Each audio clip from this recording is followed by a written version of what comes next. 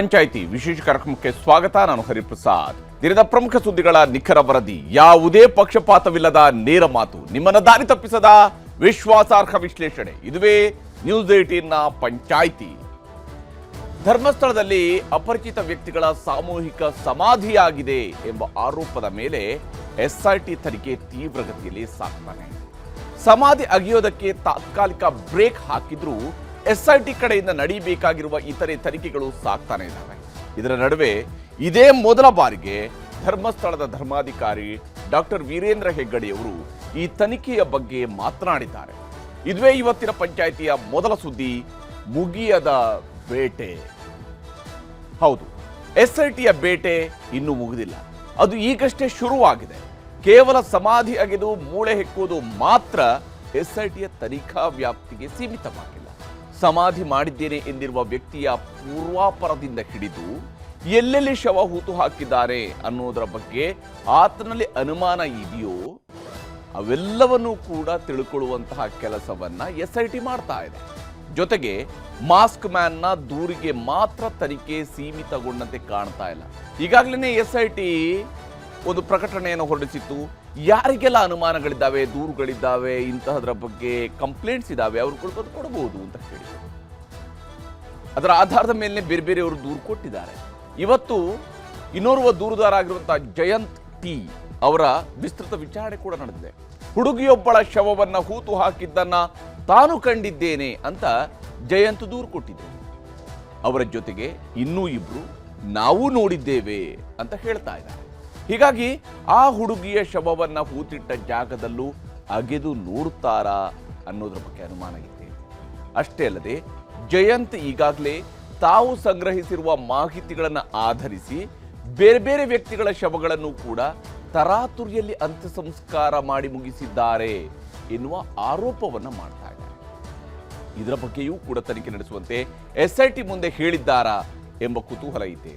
ಮತ್ತೊಂದೆಡೆ ಸಾಮೂಹಿಕ ಸಮಾಧಿ ಆರೋಪದಲ್ಲಿ ದೊಡ್ಡ ಷಡ್ಯಂತ್ರ ನಡೆದಿದೆ ಅನ್ನೋದರ ಬಗೆಗಿನ ಆರೋಪಕ್ಕೆ ಇವತ್ತು ಮತ್ತಷ್ಟು ಧ್ವನಿಗಳು ಸೇರಿಕೊಳ್ತಾ ಇದ್ದಾವೆ. ಎಲ್ಲಕ್ಕಿಂತ ಮುಖ್ಯವಾಗಿ ಧರ್ಮಸ್ಥಳದ ಧರ್ಮಾಧಿಕಾರಿ ಡಾಕ್ಟರ್ ವೀರೇಂದ್ರ ಹೆಗ್ಗಡೆಯವರು ಕೂಡ ಷಡ್ಯಂತ್ರದ ಬಗ್ಗೆ ಅನುಮಾನವನ್ನು ಹೊರಹಾಕಿದ್ದಾರೆ. ಇದೆಲ್ಲದರ ಬಗ್ಗೆ ಒಂದು ವಿವರವಾದಂತಹ ವರದಿಯನ್ನು ನಿಮಗೆ ತೋರಿಸ್ತೀನಿ.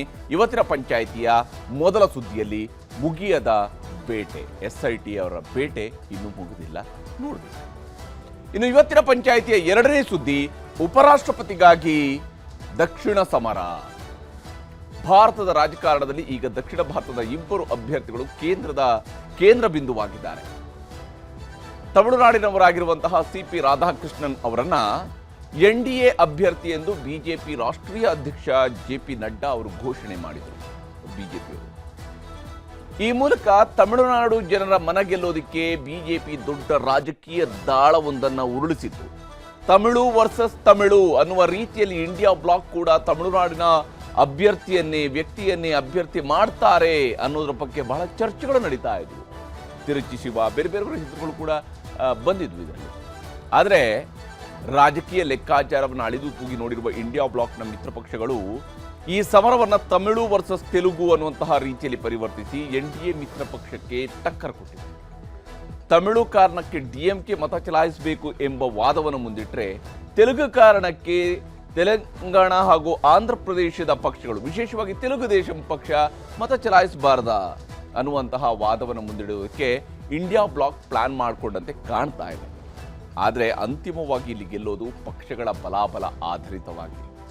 ಆಳುವ ಮೈತ್ರಿಕೂಟಕ್ಕೆ ಬಹುಮತ ಇರೋದ್ರಿಂದಾಗಿ, ಲೋಕಸಭೆ ಮತ್ತು ರಾಜ್ಯಸಭೆಯಲ್ಲಿ ಅವರಿಗೆ ಬಹುಮತ ಇರೋದ್ರಿಂದಾಗಿ ಇಲ್ಲಿ ಫಲಿತಾಂಶ ಮೊದಲೇ ಪಕ್ಕಾ ಆಗಿದ್ರೂ ಕೂಡ ರಾಜಕೀಯದ ಚರ್ಚೆಗೆ ಇದೊಂದು ವೇದಿಕೆ ಆಗ್ತಾ ಇದೆ.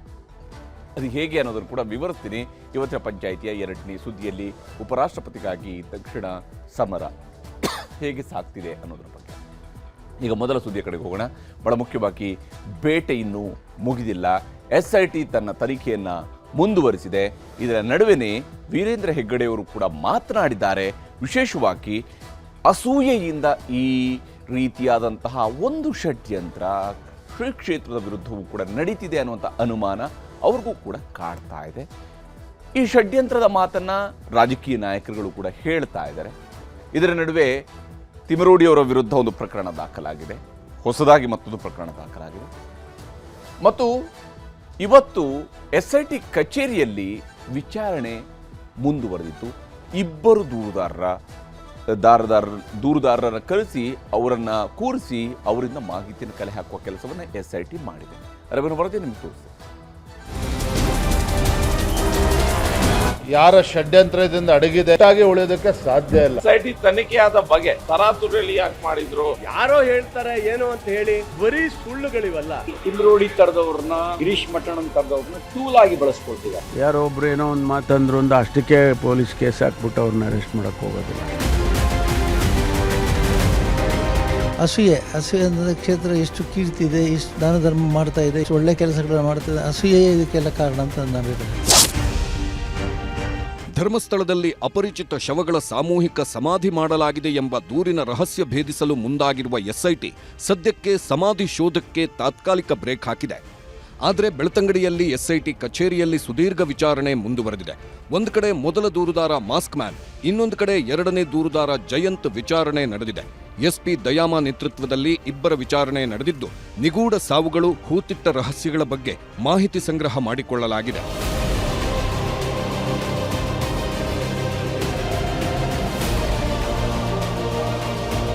ಸಮಾಧಿ ಸ್ಥಳ ಎಂದು ಗುರುತಿಸಿದ ಕಡೆಗಳಲ್ಲಿ ಭೂಮಿ ಅಗೆಯೋದನ್ನ ನಿಲ್ಲಿಸಿದ ಮೇಲೆ ಸತತ 3ನೇ ದಿನ ಮಾಸ್ಕ್ ಮ್ಯಾನ್ ವಿಚಾರಣೆಯಾಗಿದೆ. 1994ರಿಂದ 2014ರವರೆಗೂ ಏನೆಲ್ಲ ಆಯಿತು ಅನ್ನೋ ಬಗ್ಗೆ ವಿಚಾರಣೆ ಮಾಡಲಾಗುತ್ತಿದೆ. ಶವಗಳನ್ನ ಹೂತು ಹಾಕಿರುವ ನಿರ್ದಿಷ್ಟ ಸ್ಥಳಗಳ ಬಗ್ಗೆ ಮಾಹಿತಿ ಸಂಗ್ರಹಿಸಲಾಗಿದೆ. ವಿಚಾರಣೆ ವೇಳೆ ಹೊಸ ಜಾಗಗಳ ಬಗ್ಗೆಯೂ ಮಾಸ್ಕ್ ಮ್ಯಾನ್ ಹೇಳುತ್ತಿದ್ದಾನೆ. ಮತ್ತೆ ಸ್ಥಳ ಪರಿಶೀಲನೆಗೆ ಕರೆದೊಯ್ದರೆ ಶವಗಳನ್ನು ಹೂತಿಟ್ಟ ಜಾಗ ತೋರಿಸುವುದಾಗಿ ಮಾಸ್ಕ್ ಮ್ಯಾನ್ ಹೇಳುತ್ತಿದ್ದಾನೆ. SIT ಮುಂದೆ ತಾನು ಯಾವುದೋ ಒಂದು ಭಾಗದಲ್ಲಿ ಹೂತಿಟ್ಟಿದ್ದೇನೆ ಎಂದು ವಿವರಿಸುತ್ತಿರುವ ದೂರುದಾರ ನಿರ್ದಿಷ್ಟ ಪ್ರದೇಶದ ಬಗ್ಗೆ ಸ್ಪಷ್ಟವಾಗಿ ಹೇಳುತ್ತಿಲ್ಲ. ಸರಿಯಾಗಿ ನೆನಪು ಮಾಡಿಕೊಂಡು ಹೇಳುವಂದ್ರೆ ನಾನು ಇಲ್ಲಿದ್ದುಕೊಂಡು ಹೇಗೆ ಇಂಥ ಜಾಗ ಅಂತ ಹೇಳಲಿ ಎಂದು SITಗೆ ಮರುಪ್ರಶ್ನೆ ಹಾಕ್ತಿದ್ದಾನೆ. ಇಷ್ಟು ದಿನ ತೋರಿಸಿದ ಜಾಗಗಳಲ್ಲಿ ಭೌಗೋಳಿಕ ಬದಲಾವಣೆಗಳಾಗಿವೆ ಎಂದು ವಿವರಣೆ ನೀಡಿದ್ದಾನೆ. ಕೆಲ ಭಾಗದ ಹೆಸರು ಹೇಳಿದ್ದು UDR ಲಿಸ್ಟ್ ಜೊತೆ ತಾಳೆ ಹಾಕಲಾಗಿದೆ. ಮಾಸ್ಕ್ ಮ್ಯಾನ್ ಹೇಳೋ ಭಾಗದಲ್ಲಿ ಗ್ರಾಮ ಪಂಚಾಯಿತಿ ಅನುಮತಿ ಪಡೆದು ಹೂತಿದ್ರ, ಮಾಸ್ಕ್ ಮ್ಯಾನ್ ಹೇಳ್ತಿರೋ ಜಾಗ ಪಂಚಾಯಿತಿ ಲಿಸ್ಟ್ನಲ್ಲಿದೆಯಾ ಎಂಬಿತ್ಯಾದಿ ಮಾಹಿತಿಗಳ ಬಗ್ಗೆ ಪಂಚಾಯಿತಿಯಿಂದ ಪಡೆದಿರುವ ಲಿಸ್ಟ್ನೊಂದಿಗೆ ತಾಳೆ ಹಾಕಿ ಪರಿಶೀಲನೆ ಮಾಡಲಾಗ್ತಿದೆ. ಅಂದು ಬೆಳ್ತಂಗಡಿ ಸ್ಟೇಷನ್ಗೆ ತಂದಿದ್ದ ಆ ಬುರುಡೆ ಯಾರದ್ದು, ಬುರುಡೆ ತಂದುಕೊಡಲು ಯಾರು ಹೇಳಿದ್ದು ಎಂಬುದರ ಬಗ್ಗೆಯೂ ಮಾಹಿತಿ ಪಡೆಯಲಾಗಿದೆ.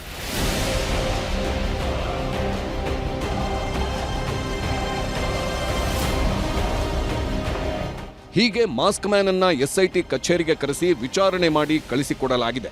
ಇದೇ ವೇಳೆ ಮತ್ತೋರ್ವ ದೂರುದಾರ ಜಯಂತ್ ಟಿ ಇಂದು SIT ವಿಚಾರಣೆಗೆ ಹಾಜರಾಗಿದ್ರು. ಧರ್ಮಸ್ಥಳದ ಪರಿಸರದಲ್ಲಿ ಓರ್ವ ಬಾಲಕಿಯ ಶವ ಹೂತಿಟ್ಟಿದ್ದನ್ನ ನೋಡಿದ್ದೆ ಎಂದು ದೂರು ನೀಡಿದ್ದ ಜಯಂತ್ ವಿಚಾರಣೆ ಮಾಡಿ ಸಂಪೂರ್ಣ ಮಾಹಿತಿ ಸಂಗ್ರಹಿಸಲಾಗಿದೆ. 15 ವರ್ಷಗಳ ಹಿಂದೆ ಬಾಲಕಿಯನ್ನ ಹೂತು ಹಾಕಿರೋದನ್ನ ನಾವೂ ನೋಡಿದ್ದೇವೆ ಎಂದು ತುಕಾರಾಂ ಗೌಡ ಹಾಗೂ ಪುರಂದರ ಗೌಡ ಎನ್ನುವವರು ಕೂಡ ಹೇಳಿದ್ರು. ಈ ಎಲ್ಲದರ ಬಗ್ಗೆಯೂ ವಿಚಾರಣೆಯಾಗಿದೆ.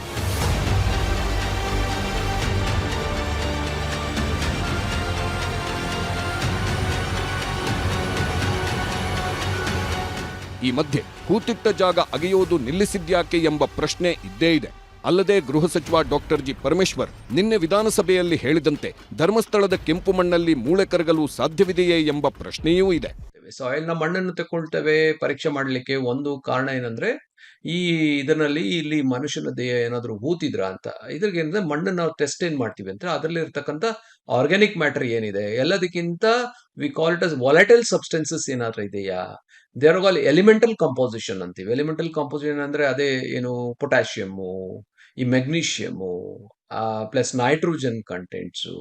ಸೊ ಇದರಲ್ಲೆಲ್ಲ ಎಷ್ಟು ಅಂಶ ಇದೆ, ಇವನ್ ಕ್ಯಾಲ್ಸಿಯಮ್ಮು, ಇದೆಲ್ಲ ಎಷ್ಟು ಅಂಶ ಇದೆ, ಎಷ್ಟು ಪ್ರಮಾಣದಲ್ಲಿದೆ. ಎಲ್ಲದಕ್ಕಿಂತ ಫ್ಯಾಟಿ ಆಸಿಡ್ಸ್ ನೋಡಿ, ದೇಹದಲ್ಲಿ ಕರಗ್ತಕ್ಕಂಥ ಈ ಫ್ಯಾಟಿ ಆಸಿಡ್ಸ್ ಏನಿದೆ ಅದು ಡೆಪಾಸಿಟ್ಸ್ ಆಗಿರುತ್ತೆ. ಎಲ್ಲದಕ್ಕಿಂತ ಫಾಸ್ಫರಸ್ ನಮ್ಮ ಬಾಡಿಯಿಂದ ಲಿಬ್ರೇಟ್ ಆಗುತ್ತೆ. ಆ ಫಾಸ್ಫರಸ್ ಅದೇನಿದೆ ಫಾಸ್ಫಟಿಕ್ ಸಾಲ್ಟ್ ಆಗಿ ಎಸ್ಪೆಷಲಿ ಬ್ಯಾಕ್ಟೀರಿಯಾಸ್ ಏನಾದ್ರೂ ಬಾಡಿನಲ್ಲಿ ಅಲ್ಲಿ ಡಿಕಂಪೋಸಿಷನ್ ಅಲ್ಲಿ ಸಿಗುತ್ತೆ. ಆ ಬ್ಯಾಕ್ಟೀರಿಯಾಸ್ ನಲ್ಲಿ ಮೈಕ್ರೋಸ್ಕೋಪ್ ಅಲ್ಲಿ ನೋಡಿದಾಗ ಫಾಸ್ಫಟಿಕ್ ಡೆಪಾಸಿಟ್ ಸಹ ಸಿಗುತ್ತೆ. ಸೊ ಇದರಿಂದ ನಮಗೆ ಒಂದು ಕನ್ಫರ್ಮ್ ಆಗುತ್ತೆ, ಹೌದು ಇಲ್ಲಿ ಮನುಷ್ಯನದೇ ಇತ್ತು, ಇಲ್ಲ ಮೂಳೆಗಳೆಲ್ಲ ಕರಗೋಗಿದೆ ಅಂತ. This is how will come into the conclusion that possibility of human remains were buried ಅಂತ. ಇದೆಲ್ಲ ಒಂದೆಡೆ ಇರುವ ಅನುಮಾನಗಳಾದ್ರೆ ಮತ್ತೊಂದೆಡೆ ಮಹೇಶ್ ಶೆಟ್ಟಿ ತಿಮರೋಡಿ 2023ರಲ್ಲಿ ಹರೀಶ್ ಪೂಂಜಾ ಹೇಳಿಕೆಯನ್ನ ಪುನರುಚ್ಚಾರ ಮಾಡಿ ಸಿದ್ದರಾಮಯ್ಯ ಕೊಲೆಗಾರ ಎಂದಿರುವ ವಿಚಾರದ ಸುತ್ತಲೂ ನಡೆದಿರುವ ಚರ್ಚೆಯ ನಂತರ ಅವರ ವಿರುದ್ಧ ಕ್ರಮ ಕೈಗೊಳ್ಳುತ್ತಾರಾ ಎಂಬ ಪ್ರಶ್ನೆ ಮೂಡಿತ್ತು. ಇದರ ನಡುವೆ ಇಂದು ವಿಧಾನಸೌಧದಲ್ಲಿ ಗೃಹ ಸಚಿವ ಪರಮೇಶ್ವರ್ ಭೇಟಿ ಮಾಡಿದ ದಕ್ಷಿಣ ಕನ್ನಡ ಜಿಲ್ಲೆಯ ಎಸ್ಪಿ ಅರುಣ್ ಈ ಇಡೀ ಪ್ರಕರಣದ ಬಗ್ಗೆ ಕೆಲ ಮಾಹಿತಿಗಳನ್ನು ಸಲ್ಲಿಸಿದ್ದಾರೆ ಎನ್ನಲಾಗಿದೆ. ಆದರೆ ಸಿದ್ದರಾಮಯ್ಯ ವಿರುದ್ಧದ ಹೇಳಿಕೆ ವಿಚಾರದಲ್ಲಿ ತಿಮರೋಡಿ ಪಾರಾದರೂ ಬಿಎಲ್ ಸಂತೋಷ್ ಅವರ ವಿರುದ್ಧ ನೀಡಿರುವ ಹೇಳಿಕೆ ಅವರಿಗೆ ಸಂಕಷ್ಟ ತಂದಿಟ್ಟಿದೆ. ಬಿಜೆಪಿಯ ರಾಷ್ಟ್ರೀಯ ಸಂಘಟನಾ ಕಾರ್ಯದರ್ಶಿ ಬಿಎಲ್ ಸಂತೋಷ್ ವಿರುದ್ಧ ಅವಹೇಳನಕಾರಿ ಹೇಳಿಕೆ ನೀಡಿದ ಕಾರಣಕ್ಕೆ ತಿಮರೋಡಿ ವಿರುದ್ಧ ಪುತ್ತೂರಿನಲ್ಲಿ ದೂರು ದಾಖಲಾಗಿದ್ದು ಕೂಡಲೇ ಬಂಧಿಸಬೇಕೆಂದು ಬಿಜೆಪಿ ಆಗ್ರಹಿಸಿದೆ. ಆದರೆ ಸಿಎಂ ಸಿದ್ದರಾಮಯ್ಯ ವಿರುದ್ಧ ತಿಮರೋಡಿ ಹಾಗೂ ಹರೀಶ್ ಪೂಂಜಾ ನೀಡಿದ್ದ ಹೇಳಿಕೆಗಳ ಬಗ್ಗೆ ಪೊಲೀಸರು ಕ್ರಮ ಕೈಗೊಳ್ಳುತ್ತಾರೆ ಎಂದು ಗೃಹ ಸಚಿವರು ಸ್ಪಷ್ಟಪಡಿಸಿದ್ದು, ಪೂಂಜಾ ಮಾಡಿದ್ದ ಭಾಷಣದ ವಿಚಾರದಲ್ಲಿ ಕೇಸು ದಾಖಲಿಸಲಾಗಿದ್ದು ಅದಕ್ಕೆ ಹೈಕೋರ್ಟ್ ತಡೆಯಾಜ್ಞೆ ನೀಡಿದೆ ಎಂದಿದ್ದಾರೆ. ಇಲ್ಲೂ ಆ ರೀತಿ ಏನಿಲ್ಲ, ಅದು ಲೋಕಲ್ ಪೊಲೀಸಿಗೆ ಬಿಟ್ಟಿರ್ತೀವಿ ನಾವು ಎಲ್ಲೆಲ್ಲಿ ಅಂಥ ಘಟನೆಗಳು ನಡೆಯುತ್ತೆ ಅದು ಬಿಯಾಂಡ್ ಎ ಪಾಯಿಂಟ್. ಅಂದರೆ ಸಾಮಾನ್ಯವಾಗಿ ಯಾರೋ ಒಬ್ರು ಏನೋ ಒಂದು ಮಾತಂದ್ರು ಒಂದು ಅಷ್ಟಕ್ಕೆ ಪೊಲೀಸ್ ಕೇಸ್ ಹಾಕ್ಬಿಟ್ಟು ಅವ್ರನ್ನ ಅರೆಸ್ಟ್ ಮಾಡೋಕ್ಕೆ ಹೋಗೋದಿಲ್ಲ. ಆದರೆ ಅದರ ವೆರಾಸಿಟೀಸನ್ನು ಯೋಚನೆ ಮಾಡಬೇಕಾಗುತ್ತೆ. ಅದರಿಂದ ಅದನ್ನು ಸ್ಥಳೀಯರಿಗೆ ಬಿಟ್ಬಿಡ್ತೀವಿ, ಸ್ಥಳೀಯ ಪೊಲೀಸ್ಗೆ. ಅದು ಆಗಲೇ ಅವ್ರದ್ದು 23ರಲ್ಲೇ ಮಾತಾಡಿರುವಂಥದ್ದು. ಅದನ್ನು ಕೇಸ್ ಕೂಡ ರಿಜಿಸ್ಟರ್ ಮಾಡಿಕೊಂಡು ಅದು ಸ್ಟೇ ಆಗಿದೆ. ಅದು ಸ್ಟೇ ಏನಾದರೂ ವೆಕೇಟ್ ಆದರೆ ಮುಂದೆ ಕ್ರಮ ತಗೊಳ್ತಾರೆ. ಅದು ಸತ್ಯವೋ ಷಡ್ಯಂತ್ರವೋ, ಕೈ ಕಮಲ ಧರ್ಮಯುದ್ಧ. ಇನ್ನು ಧರ್ಮಸ್ಥಳದಲ್ಲಿ ಎಸ್ಐಟಿ ತನಿಖೆ ನಡೆಸುತ್ತಿದ್ದ ವೇಳೆಯಲ್ಲೇ ಡಿಸಿಎಂ ಡಿಕೆ ಶಿವಕುಮಾರ್ ಇದರಲ್ಲಿ ಭಾರೀ ಷಡ್ಯಂತ್ರ ಇದೆ ಎಂದಿದ್ರು. ಡಿಸಿಎಂ ಮಾತು ಬಿಜೆಪಿ ನಾಯಕರ ಪಾಲಿಗೆ ಬಿಸಿ ಬಿಸಿ ಮಸಾಲೆ ದೋಸೆಯಂತೆ ಸಿಕ್ಕಿದೆ. ಹೀಗಾಗಿ ಸದನದ ಒಳಗೂ ಹೊರಗೂ ಯಾರ ಷಡ್ಯಂತ್ರ ಎಂಬುದರ ಬಗ್ಗೆ ಸ್ಪಷ್ಟಪಡಿಸಬೇಕೆಂದು ಸವಾಲು ಎಸೆಯುತ್ತಿದ್ದಾರೆ. ಅವರು ಭಾಳ ದೊಡ್ಡ ಷಡ್ಯಂತ್ರ ನಡೆದಿದೆ. ಇದು ದೊಡ್ಡ ಷಡ್ಯಂತ್ರ. ಇದು ನಾನು ಯಾರ್ದು ಅಂತ ನಾನು ಹೇಳೋದಿಲ್ಲ. ಇದೊಂದು ದೊಡ್ಡ ಷಡ್ಯಂತ್ರನೇ. ವೆಲ್ ಪ್ಲ್ಯಾಂಡ್ ಸ್ಟ್ರಾಟಜಿ ಮಾಡಿ ಅವ್ರ ಮೇಲೆ ಕಪ್ಪು ಚುಕ್ಕಿ ತರಬೇಕು ಅಂತ ಹೇಳಿ ಪ್ರಯತ್ನ ನಡೀತಾ ಇದೆ. ನೋಡಿ, ಇದರಿಂದ ಯಾರಿದ್ದಾರೆ, ಯಾರ ಷಡ್ಯಂತ್ರದಿಂದ ಅಡಗಿದೆ, ಇವ್ಯಾವು ಕೂಡ ಬಹಳ ದಿನ ಗುಟ್ಟಾಗಿ ಉಳಿಯೋದಕ್ಕೆ ಸಾಧ್ಯ ಇಲ್ಲ. ಹಾಗಾಗಿ ನಮ್ಮ ಆಗ್ರಹವೂ ಕೂಡ ಧರ್ಮಸ್ಥಳದ ವಿಚಾರದಲ್ಲಿ ಒಂದು ಧಾರ್ಮಿಕ ಭಾವನೆಗಳಿಗೇನು ಧಕ್ಕೆ ತರ್ತಕ್ಕಂಥ ಕೆಲಸ ಆಗಿದೆ, ಅಪಪ್ರಚಾರಗಳು ಆಗಿದ್ದಾವೆ. ಶಕ್ತಿಗಳು ಹಿಂದೆ ಇದ್ದೇನು ಕೆಲಸ ಮಾಡಿದ್ದೇವೆ, ಅದರ ವಿರುದ್ಧನೂ ಕೂಡ ತನಿಖೆ ಆಗಬೇಕು. ಸ್ಫೋಟಕ್ಕೆ ಹೇಳಿಕೆಯನ್ನು ಜನಾರ್ದನ್ ರೆಡ್ಡಿ ಅವರು ಹೇಳುವುದಕ್ಕಿಂತ ಮುಂಚೆ ಡಿ ಕೆ ಶಿವಕುಮಾರ್ ಅವರು ಹೇಳಿದ್ದಾರೆ, ಇದರ ಹಿಂದೆ ಷಡ್ಯಂತ್ರ ಇದೆ ಅಂತ ಹೇಳಿ. ಷಡ್ಯಂತ್ರದ ಹಿಂದೆ ಯಾರ್ಯಾರು ಇದ್ದಾರೆ ಅನ್ನುವಂಥದ್ದನ್ನು ಅನೇಕ ಜನ ಹುಡುಕ್ತಾ ಇರಬಹುದು. ಪ್ರಾಯಶಃ ಇವತ್ತು ನಾವು ಯಾರು ಹುಡುಕಿದ್ರು ಅದರ ಸತ್ಯಾಸತ್ಯತೆ ತಿಳಿಬೇಕಾದ್ರೆ ಅದರ ಹಿಂದೆ ನಿಲ್ಲಬೇಕಾದ್ರು ಡಿ ಕೆ ಶಿವಕುಮಾರ್ ಅವರು. ಯಾಕಂತ ಹೇಳಿದ್ರೆ ಅವರಿಗೆ ಅದರ ಅರಿವಾಗಿರುವಂತದ್ದು. ಅರ್ಜಿ ಹಿಯರಿಂಗ್ಗೆ ಸೋಮವಾರ ಬರ್ತಾ ಇತ್ತು. ಆದ್ರೆ ಆದಿತ್ಯವಾರನೇ ಇವರು SIT ಅನ್ನ ಅನೌನ್ಸ್ ಮಾಡಿದ್ದಾರೆ. SIT ಇನ್ವೆಸ್ಟಿಗೇಷನ್ಸ್ ಏನಾಗ್ತಿದೆ ಅದ್ರ ಬಗ್ಗೆ ನಮ್ಗೆ ಖಂಡಿತ ಎಲ್ಲಾ ರೀತಿಯ ಇನ್ವೆಸ್ಟಿಗೇಷನ್ಸ್ ನಾವು ಸ್ವಾಗತ ಮಾಡ್ತೇವೆ. ಹಿಂದೆ ಯಾರದೆಲ್ಲ ಕೈವಾಡ ಇದೆ, ಷಡ್ಯಂತ್ರ ಇದೆ ಅನ್ನುವ ಮಾತನ್ನ ಡೆಪ್ಯೂಟಿ ಚೀಫ್ ಮಿನಿಸ್ಟರ್ ಏನು ಹೇಳ್ತಾ ಇದ್ದಾರೆ, ಖಂಡಿತ ನಾವು ಅದನ್ನ ಒಪ್ತೇನೆ. ಷಡ್ಯಂತ್ರ ಇದೆ. ತಿಂದ್ರೋಡಿ ತರದವ್ರನ್ನ, ಗಿರೀಶ್ ಮಟ್ಟಣ್ಣನ್ ತರದವ್ರನ್ನ ಟೂಲ್ ಆಗಿ ಬಳಸ್ಕೊಳ್ತಿದ್ದಾರೆ ನನ್ನ ಅನುಮಾನ. ಆ ತರ ಒಂದು ವ್ಯಾಪಕವಾಗಿರ್ತಕ್ಕಂಥ ಅಪಪ್ರಚಾರವನ್ನ ಮಾಡಿದ್ದಾರೆ. ನಾನು ಸರ್ಕಾರ ಯಾಕೆ ಅಪಪ್ರಚಾರ ಮಾಡಿರೋರ ಮೇಲೆ ಕ್ರಮ ತಗೊಳ್ತಿಲ್ಲ?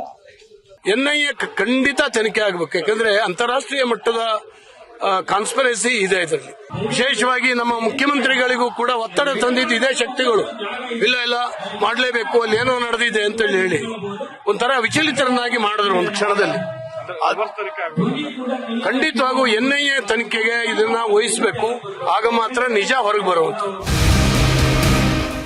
ಆದರೆ ಬಿಜೆಪಿ ನಾಯಕರ ಆರೋಪಗಳಿಗೆ ತಿರುಗೇಟು ನೀಡಿರುವ ಕಾಂಗ್ರೆಸ್ ಶಾಸಕ ಬೇಳೂರು ಗೋಪಾಲಕೃಷ್ಣ ಬಿಜೆಪಿ ವಿರುದ್ಧವೇ ಹರಿಹಾಯ್ದಿದ್ದಾರೆ. ಮತ್ತೊಂದೆಡೆ ಸಚಿವೆ ಲಕ್ಷ್ಮೀ ಹೆಬ್ಬಾಳ್ಕರ್ ಯಥಾಪ್ರಕಾರ ಧರ್ಮಸ್ಥಳಕ್ಕೆ ಕಳಂಕ ಬರಬಾರದು ಎಂದು ಪ್ರತಿಪಾದಿಸುತ್ತಿದ್ದಾರೆ.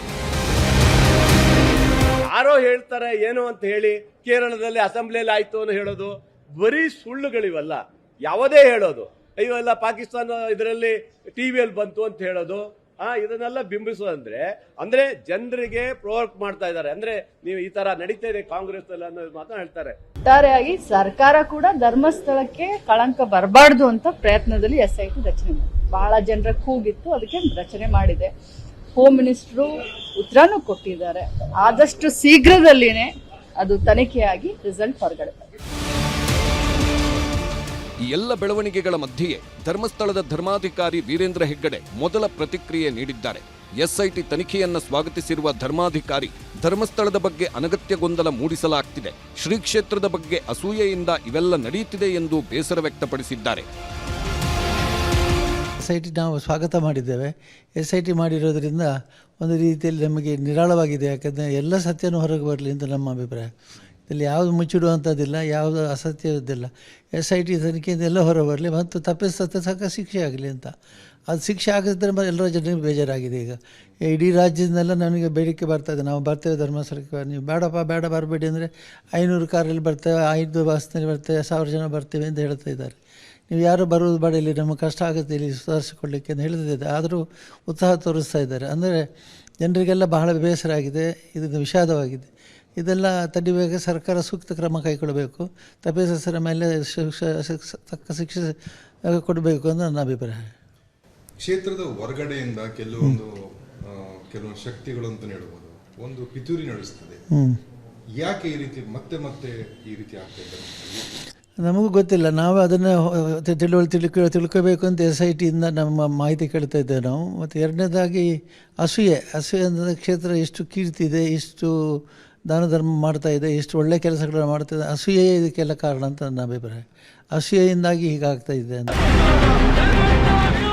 ಇನ್ನೊಂದೆಡೆ ಧರ್ಮಸ್ಥಳದ ವಿರುದ್ಧ ಅಪಪ್ರಚಾರ ಆಗ್ತಿದೆ ಎಂದು ಹೇಳುತ್ತಾ ರಾಜ್ಯಾದ್ಯಂತ ಇವತ್ತು ಹೋರಾಟಗಳು ನಡೆದಿವೆ. ಶಿವಮೊಗ್ಗ ಜಿಲ್ಲೆಯ ತೀರ್ಥಹಳ್ಳಿಯಲ್ಲಿ ಮಂಜುನಾಥನ ಭಕ್ತರು ಪ್ರತಿಭಟಿಸಿದ್ರು. APMC ಯಾರ್ಡ್ನಿಂದ ತಾಲೂಕು ಕಚೇರಿವರೆಗೆ ಪ್ರತಿಭಟನಾ ರ್ಯಾಲಿ ನಡೆಯಿತು. ಬೆಳಗಾವಿ ಜಿಲ್ಲೆಯ ಹುಕ್ಕೇರಿ ಪಟ್ಟಣದಲ್ಲಿ ಪ್ರತಿಭಟನಾ ರ್ಯಾಲಿ ನಡೆಯಿತು. ಸುರಿಯೋ ಮಳೆಯಲ್ಲೂ ವಿವಿಧ ಮಠಾಧೀಶರು ಹಾಗೂ ಧರ್ಮಸ್ಥಳ ಅಭಿಮಾನಿಗಳು ಪ್ರತಿಭಟಿಸಿದ್ರು. ಮಾನವ ಸರಪಳಿ, ಹೆದ್ದಾರಿ ತಡೆದು ಆಕ್ರೋಶ ಹೊರಹಾಕಲಾಯಿತು. ಬೆಳಗಾವಿಯ ಸಂಭಾಜಿ ವೃತ್ತದಲ್ಲಿ ಮೌನ ಪ್ರತಿಭಟನೆ ನಡೆಯಿತು. ಸಮಸ್ತ ಹಿಂದೂ ಸಮಾಜ ಸಂಘಟನೆ ನೇತೃತ್ವದಲ್ಲಿ ಬೃಹತ್ ಪ್ರತಿಭಟನೆ ನಡೆಯಿತು. ದೇಶದಲ್ಲಿ ರಾಜಕೀಯ ಬಹಳ ಮಾಡ್ತಿರ್ಬೋದು, ಆದರೆ ಧರ್ಮದ ಜೊತೆಗೆ ರಾಜಕೀಯ ಮಾಡ್ತಾ ಇರೋದು ಕರ್ನಾಟಕದಲ್ಲಿ ಮೊದಲನೇ ಸಲ. ಇದಕ್ಕೆ ಅನ್ಯಾಯ, ನಾವು ಇದಕ್ಕೆ ಒಪ್ಪೋದಿಲ್ಲ. ಸರ್ಕಾರ ಗಮನ ಕೊಡಬೇಕ. ಸುಮ್ಮನೆ ಏನ್ರೆ ಪ್ರತಿಯೊಂದು ರಾಜಕೀಯ ಮಾಡುತ್ತಾ ಧರ್ಮದ ಹೆಸರು ಧರ್ಮವನ್ನು ಕೆಡಿಸುವ ಕೆಲಸ ಮಾಡಬಾರ್ದು.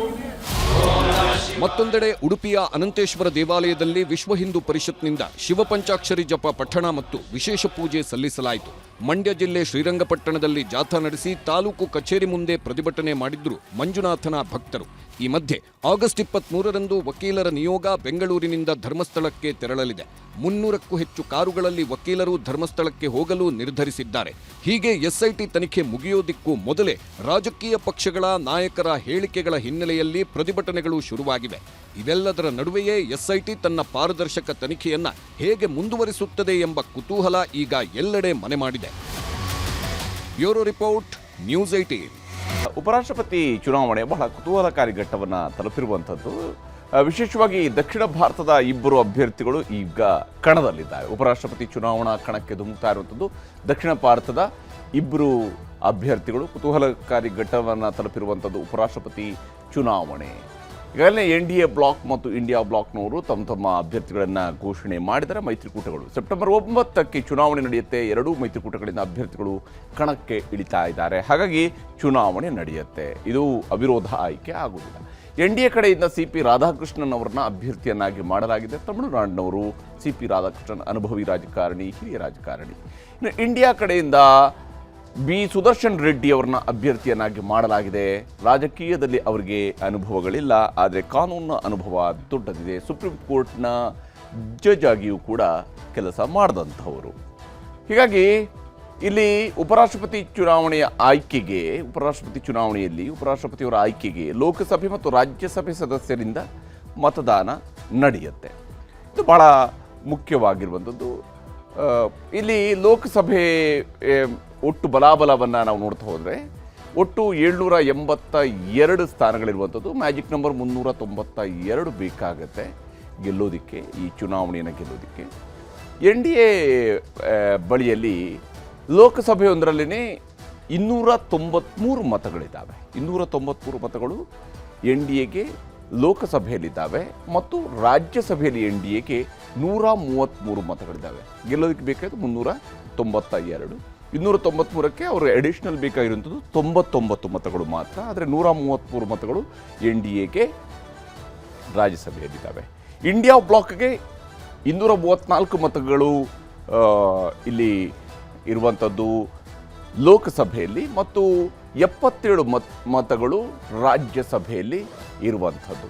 ಹೀಗಾಗಿ ಬಹಳ ಮುಖ್ಯವಾಗಿ ಲೋಕಸಭೆಯ ಒಟ್ಟು 545 ಸ್ಥಾನಗಳ ವಿಚಾರಕ್ಕೆ ಬಂದಾಗ ನಡೆಯುವಂಥದ್ದು ಇಲ್ಲಿ ಇಂಡಿಯಾ ಬ್ಲಾಕ್ ಮತ್ತು NDA ಕಡೆಯಿಂದ ಇರುವಂತಹ ಸಂಖ್ಯಾ ಬಲಾಬಲವನ್ನು ಕೂಡ ನಾವಿಲ್ಲಿ ನೋಡ್ತಾ ಇದ್ವಿ. ಮತ್ತು ಇದರ ಜೊತೆಗೆ ಇತರರು ಕೂಡ ಇದ್ದಾರೆ. ಈ ಎರಡು ಬ್ಲಾಕ್ಗಳಲ್ಲಿ ಗುರುತಿಸಿಕೊಳ್ಳದೇ ಇರುವಂತಹ ಸಂಸದರು ಕೂಡ ಇದ್ದಾರೆ. ಹೀಗಾಗಿ ಅವರುಗಳ ಮತ ಯಾವ ಕಡೆಗೆ ವಾಲುತ್ತೆ ಅನ್ನೋದು ಕೂಡ ಬಹಳ ಮುಖ್ಯ ಅಂಶ ಆಗಿರುತ್ತೆ. ಹೀಗಾಗಿ ಈ ಬಾರಿಯ ಚುನಾವಣೆಯ ವಿಚಾರಕ್ಕೆ ಬಂದಾಗ ಇಲ್ಲಿ ಉಪರಾಷ್ಟ್ರಪತಿ ಹುದ್ದೆಗೆ ನಡೀತಾ ಇರುವಂತಹ ಚುನಾವಣೆಯಲ್ಲಿ ಜಗದೀಪ್ ಧನ್ಖರ್ ಅವರ ಸಡನ್ ರಾಜೀನಾಮೆಯಿಂದ ಖಾಲಿಯಾಗಿರ್ತಕ್ಕಂತಹ ಸ್ಥಾನ ಇದು. ಇದಕ್ಕೆ ಈಗ ರಾಧಾಕೃಷ್ಣನ್ ಅವರು ಸಹಜವಾಗಿಯೇ ಮುಂಚೂಣಿಯಲ್ಲಿ ಇರುವಂಥದ್ದು. ಯಾಕಂದರೆ 293 + 133 ಸ್ಥಾನಗಳು ಇರೋದ್ರಿಂದಾಗಿ CP ರಾಧಾಕೃಷ್ಣನ್ ಅವರು ಮುಂಚೂಣಿಯಲ್ಲಿದ್ದಾರೆ. ಇವರು ತಮಿಳುನಾಡು ಮೂಲದ CP ರಾಧಾಕೃಷ್ಣನ್ ಅವರನ್ನು NDA ತನ್ನ ಅಭ್ಯರ್ಥಿಯನ್ನಾಗಿ ಮಾಡಿದೆ. ಭಾರತೀಯ ಜನತಾ ಪಕ್ಷದ ಹಿರಿಯ ನಾಯಕನಾಗಿ 98 ಮತ್ತು 99ರಲ್ಲಿ ಕೊಯಮತ್ತೂರು ಕ್ಷೇತ್ರದಿಂದ ಅವರು ಸಂಸದರಾಗಿಯೂ ಕೂಡ ಆಯ್ಕೆಯಾದಂಥವರು ಪೊನ್ ರಾಧಾಕೃಷ್ಣನ್. ಹಾಗೆಯೇ B ಸುದರ್ಶನ್ ರೆಡ್ಡಿ ಇಂಡಿಯಾ ಬ್ಲಾಕ್ನಿಂದ ಇವ್ರನ್ನ ಅಭ್ಯರ್ಥಿಯನ್ನಾಗಿ ಮಾಡಲಾಗಿದೆ. ತೆಲಂಗಾಣದ ರಂಗಾರೆಡ್ಡಿ ಜಿಲ್ಲೆಯವರಾಗಿರುವಂತಹ B ಸುದರ್ಶನ್ ರೆಡ್ಡಿ. RSS ಮೂಲ CP ರಾಧಾಕೃಷ್ಣನ್ ಅವರದು. ಪಕ್ಷನಿಷ್ಠರು, BJPಯ ಹಿರಿಯ ನಾಯಕ.